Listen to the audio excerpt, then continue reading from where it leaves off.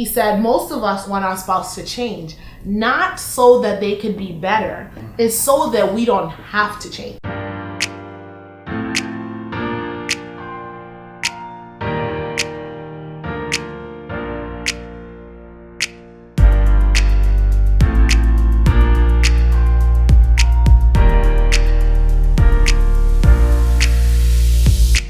Welcome to Tea Time with the Orderas. I'm Phoebe. And I'm Paul. Today we're going to talk about how to love your spouse more. How to love me more. Mm-hmm. And you. Yes. Okay, so how to love your spouse more. Let's get right to it. I think the biggest thing that helps me love Paul more, I'm just going to talk about from why I love my husband so much, is that I focus on the good that my spouse does. I focus on the fact that my husband intends good for me. Sometimes it might not come out that way in maybe what he says or does. Now, granted, it does most of the time. But in the times that it does not, I focus on the good that he does. I focus that he does want good, that he does love me. I think I read one time in a book that says most people write 2 lists about their spouse. One of everything the spouse does bad, and then the other of what the spouse does good. The one that has a list of the good, they read it on the eulogy. But the other one, they take it every single day and they refer to it. So then that creates a lot of bitterness and it makes it harder to love someone. When you have unforgiveness, when you have resentment, when you have the list of all the things they do that irk you or make you mad or what they said, and you hold on to those things and you forget the other many things that they do that is really good. So I would say focus on the good that your spouse does. That is huge in loving your spouse more.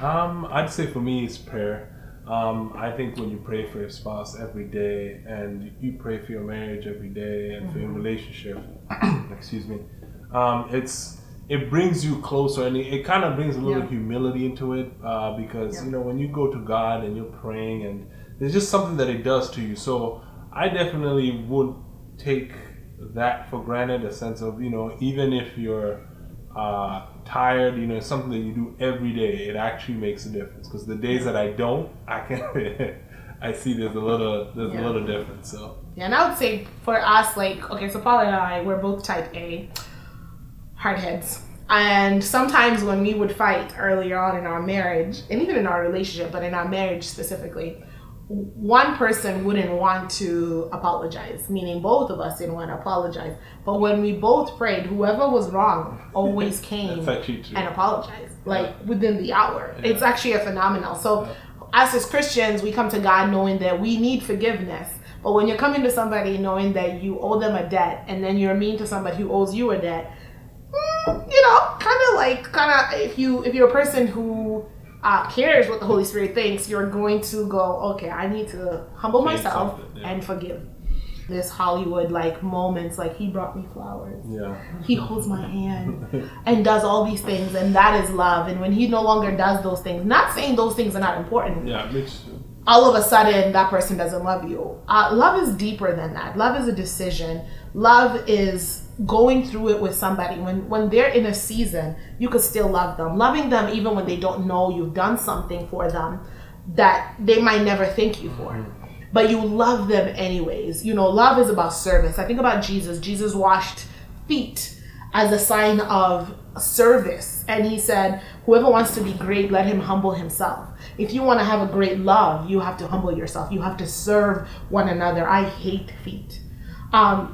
So if Jesus can humble himself to wash feet, I can humble myself and love my spouse even when they're being unloving. Now, we're not talking about abuse. Let's not get crazy. No. We're definitely talking about people who want the good for you. Somebody who maybe has made a couple mistakes, but in the grand scheme of things, they're willing to change, they're willing to grow, and they're willing to love you through it. Yeah. I'd say remembering that your spouse is an asset. I think that has worked for me as far as, you know, her strengths are definitely my weaknesses. Yeah. And sometimes, you know, in the way we're kind of cultured in a sense of where that kind of everybody's for themselves, it's meant that your spouse is there as your asset. Like there's things that she definitely brings to the table that I can't see. So she's always encouraged me to go for stuff because she's willing to just encouraged me, and that's something I need. And because of that, she's become a great asset to me in a sense of even when I make a decision, I can refer to her and say, hey, what do where do you sit and what can you see that I don't see? Yeah. So we really get to see each other, pretty much watch each other's blind spot, Yeah. things that you cannot see. Yeah. So that remembering that, it makes a big difference, because sometimes you just think it's you against them, but understanding that they bring different things to the table. And that's a huge point, because listen, Paul's strength are actually my weakness. My husband is a very disciplined person. I am struggling with procrastination, and it's something that I've gotten so much better, but I have to literally intentionally fight procrastination. Yeah. But my husband doesn't go, look at you're always procrastinating. My husband uses his gifting of discipline to help me. And for my husband, he wasn't that good at communicating. Instead of just hounding him about how you started communicating, I learned to help him and help him express himself, ask really good questions, and teach him the importance of communicating and emotions and feelings and all that stuff. So we have to be, work together instead of criticize and condemning. It's, uplift and teach. Because why are you there? If your spouse is supposed to be perfect, why do they need you? We are supposed to help each other get better. There is a purpose of being together, and that's helping each other grow. And one thing my pastor said, and if you're not a Christian, still listen, this is really good. He said, most of us want our spouse to change, not so that they could be better, it's so that we don't have to change. Meaning we don't have to show patience and love and kindness. We can just fix yourself so I don't have to be patient with you. I don't have to be loving with you. I don't have to forgive you. Just don't make mistakes. And that doesn't build your character. Nobody's saying that you need to be on the struggle to be a good person. Trust me, that's not what we're talking about. We're talking about loving your spouse more. Love is going to require you to forgive and to move forward. And I think another thing that I will say is communication. You're not going to love someone more if you don't like them. And you're not going to like somebody if you're not communicating. Honesty is huge. One of the things my husband and I do every year is we have this thing. At the end of every year, we have a review, and we talk about all the things that went well and all the things that went not well, things that we can improve on. And the rule that we have is that you cannot get offended. Correct. You cannot get offended. You cannot throw a fit. Get mad of what they said. All you will do is listen and actually repeat what the person has said, and then say what you're going to do to improve that. Or if you need clarifications, you can go ahead and do that, but you cannot get offended. What that does is that it teaches honesty and communication. Like, I don't need to go to my girlfriend to talk about my husband. I can talk to my husband about him, and he can talk to me about me. So therefore, we have a friendship. And when you have a friendship, you're able to love the person more. And here's the thing. When maybe you're sitting on the other side and you do not like your partner, you do not like your husband or your wife, you can go on a discovery together to like each other. You can start doing things like date night. You can start doing things that interest them, even if it's chess and chess bores you to death. Correct. Maybe you could start learning, and while they teach you, you can learn something about them. And maybe, like, for instance, I don't do nature, but my husband got me into nature, and now I love nature. Now I love the lake, that's different, but I do not like trees and bugs and that kind of stuff. But now I'm okay with that. I actually enjoy our walks and all the kind of things. I'm not camping anytime soon, but we're getting there. so yeah, those are the kind of things that you can do. You could go bowling, you could, go to a restaurant. And here's the thing. For those people out there who are like, we don't have any money to go, and here, I'm not trying to make the face to be like weird, but we make excuses the things that we don't want to do, because the same people will find solutions for their girlfriends. If their girlfriend calls you and say, hey, I'm having a problem with this birthday party, you will help them with it. You'll figure it out. You'll be like, girl, I have a plan. Have a plan for your marriage too. And one of the things you can do is like, do a picnic when the kids are going to bed. Yeah. Do whatever. Do what you can. Cook together. Wash dishes together. Make something romantic out of nothing. Watch a movie together. Maybe we don't watch TV, but watch a show together and talk about it. Because if you just watch it, then I feel like you've not accomplished much. But talk about it and kind of learn from the show. So watch something productive. Yeah, I would say that. So communication and honesty. Yeah, I'd say the activities. I mean, that's worked for us. I mean, we definitely have one day in the week where we go out Yep. and separate from our kids. Absolutely. Or And it's everything. 3 hours. It's not like we're gone for all and day. we just go and it helps you recharge. Yep. Just as a couple, so you kind of do Yep. find the things that you guys are, as we've grown together since we've known each other for such a Gaze long at each time. other's eyes. That's cheesy, but something. But it just helps you also know that in this time frame, most of your spouse has grown, so you get to learn some of the things Yeah. that they've grown to, Yeah. the new likes, because everybody Yeah. kind of changes a little bit in time, and so. And when you have kids, the struggle is very real. Like to get time to just, why are you hugging daddy, mommy, what? Yeah. And it's really hard to get that physical touch sometimes. I mean, during the day because the kids are just always around. Everybody needs something. So you need your private time. So when you don't have kids, your time together is going to look a little bit more. Be patient with yourself. There's seasons. We had twins. Yeah. It was harder to get babysitters for twins. So we worked around what we had. So thank God we have a good support system in our family. But it still wasn't like we could use them for everything. We had to pick and choose what we were going to use our babysitting for. So I would say be patient with the season that you're in. Kids are not always going to be small. Granted, every season you're going to have to be intentional about your relationship. You're going to have to communicate. You're going to have to go out on date nights. You're going to have to listen to each other. Be honest. Be humble. Forgive each other. That's one of the things I put. And laugh with each other. Like, my husband, if I have any hot tea, I'm giving it to my husband and we are laughing. Yes, we're laughing at you. It's the funniest thing ever. We definitely talk about our tea and the tea of wherever event we went to and what was funny. We are people watchers and we find humor in things. We find humor in our children. So those kind of things. Just make life, like, what do you call it? What am I trying to say? A bubble? No, like make your own heaven.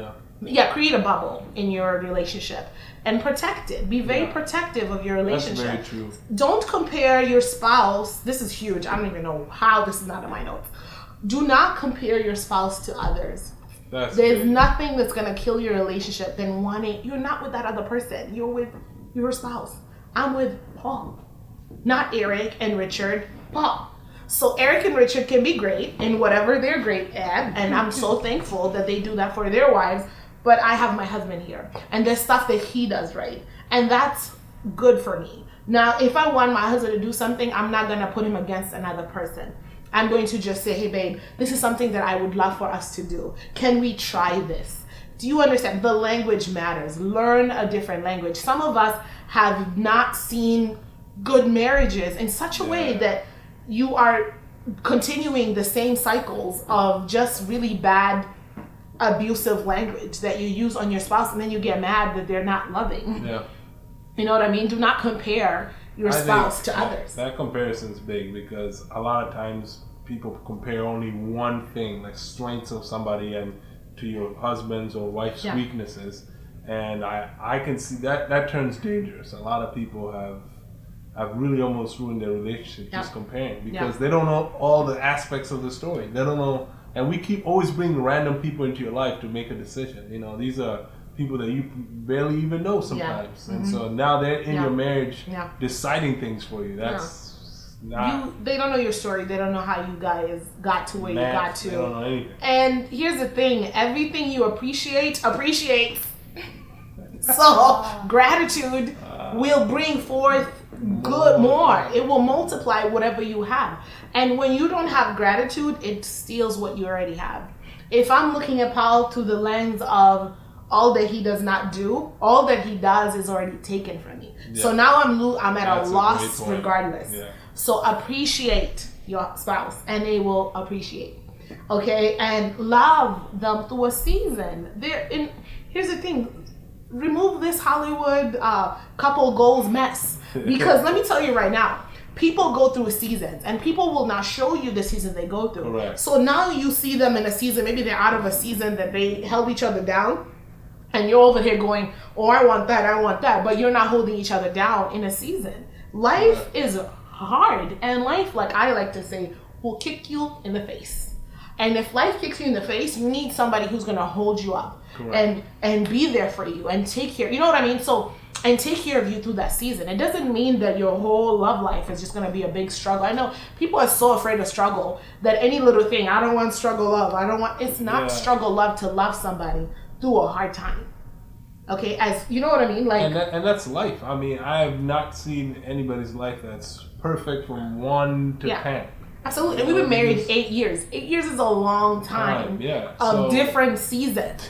So we've had great seasons and we've had hard seasons. We've had kids be sick. We've been broke. We've had money. I mean, those are all seasons. And if you catch us in a really high season, I might be at a loss with all the lessons and the growth that we had in the valley to get to where we are and to continue as we continue on. I think that's a point that most people miss out on. Is like everybody wants somebody who's already built everything. They don't want to build something together. Yeah. And if you don't build something together, it's easy to be torn away. So when every season that you guys go through, you get stronger and stronger and better. And how much will you appreciate somebody? You definitely. Just thinking about, wow, like I think about my husband and all the growth he's provided and helped me through.